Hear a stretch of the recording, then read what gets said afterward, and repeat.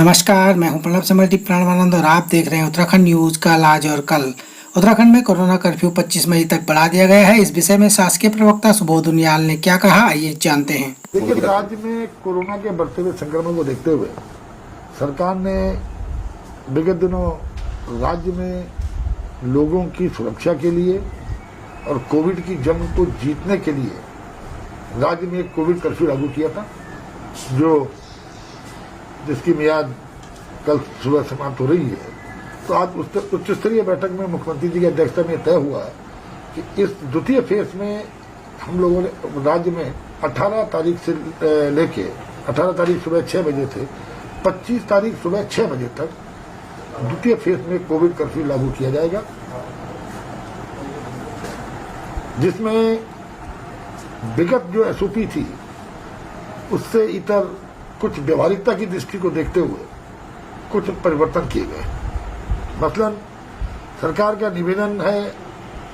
तमाम बार सरकार ने अपील की है कि हालात को देखते हुए शादियों को स्थगित कर लिया जाए। अगर ये संभव नहीं है तो शादियों में 20 की सीमित संख्या तक जो अनुमति है, लेकिन उसमें 72 घंटे पूर्व के RT-PCR को अनिवार्य कर दिया गया है कि 72 घंटे पूर्व का RT-PCR उनके पास नेगेटिव रिपोर्ट होनी चाहिए, वो जो जितने 20 लोग शादी में अटेंड कर रहे हैं। इसके साथ साथ एक शिकायत कई जनता से मिली थी कि जब अंत्येष्टि में लोग जाते हैं तो जाते हुए तो परेशानी नहीं होती, पर आते हुए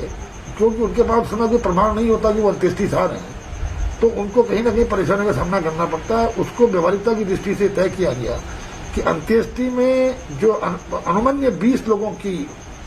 जो प्रेजेंस दी गई है, उन 20 के 20 लोगों को ई-पास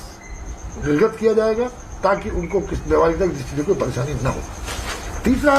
कई शिकायतें आई थी कि जो मरीज हैं, जो इन्फेक्टेड, जो संक्रमित लोग हैं, उनके तीमारदारों को बड़ी परेशानियां हो रही हैं, जगह जगह उनको रोका टोका जाता है। उनके लिए ये अनिवार्य कर दिया गया कि जो हमारे कोविड पेशेंट्स हैं या अस्पताल में जो मरीज हैं, उनके जो तीमारदार हैं, उन पर डॉक्टर का प्रिस्क्रिप्शन, डॉक्टर की जो पर्ची है, वही उनका पास माना जाएगा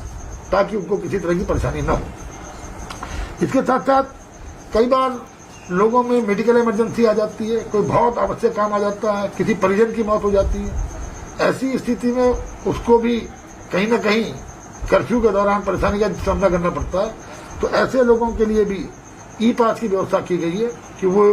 अपना आवेदन करेंगे और उनको पास निर्गत किया जाएगा ताकि वो उनके आवागमन में कोई विघ्न पैदा न हो। बैंक्स ने अपील की थी, जो राज्य स्तरीय बैंकर्स कमेटी की बैठक है,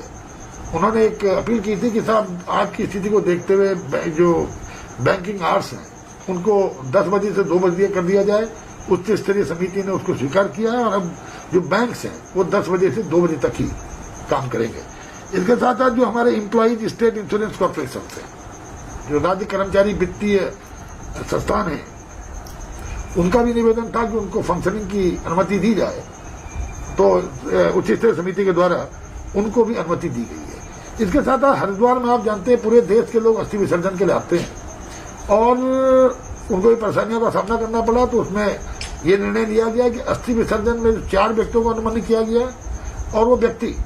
जो आएंगे वो जो वाहनों की 50% क्षमता का जो इसमें एसओपी है उसका पालन करने के साथ साथ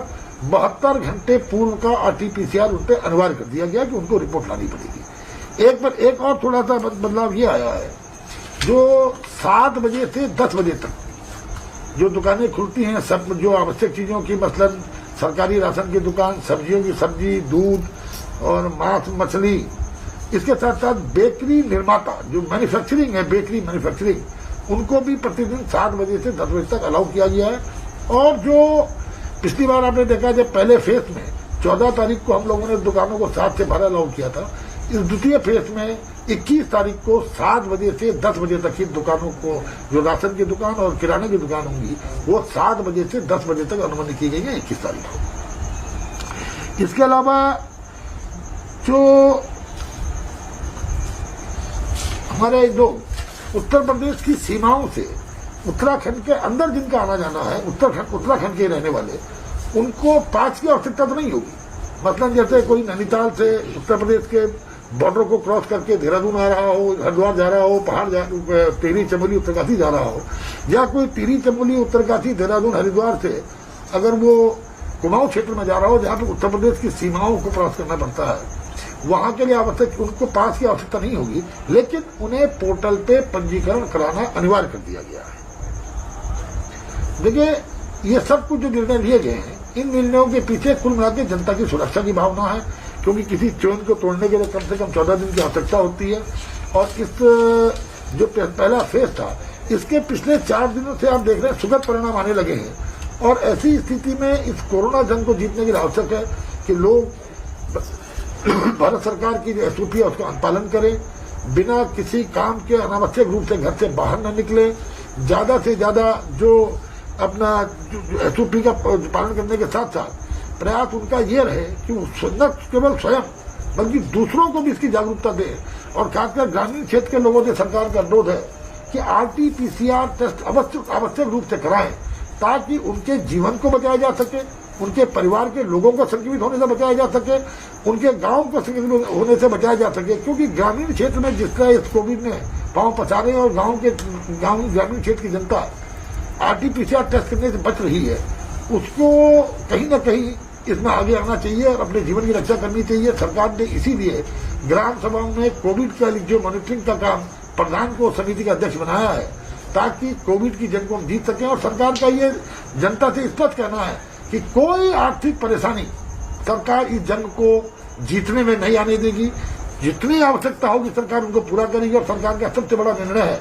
कि हम अपने हेल्थ सेक्टर को, खासकर सुदूर CHC और PHC को भी ऑक्सीजन सुविधा दे करके वहां पर भी हमारे आदमी को इलाज मिल सके, इसके लिए सरकार कटिबद्ध और लगातार सर, उद्योगों के लिए बहुत महत्वपूर्ण निर्णय लिया गया है। उद्योगों के लिए हमने पिछली बार ये लिखा था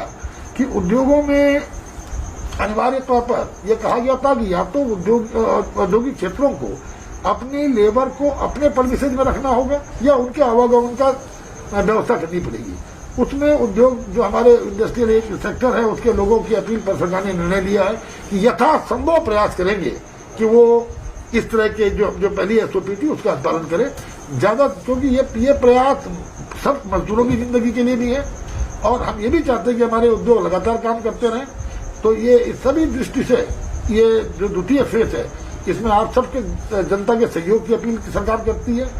इस सहयोग इसमें पूरी तरह से इसका अनुपालन करें और इस चेन को, कोविड की चेन को तोड़ने में स्वयं भागीदार बने, ताकि कोविड के खिलाफ हम लोग इस जंग को जीत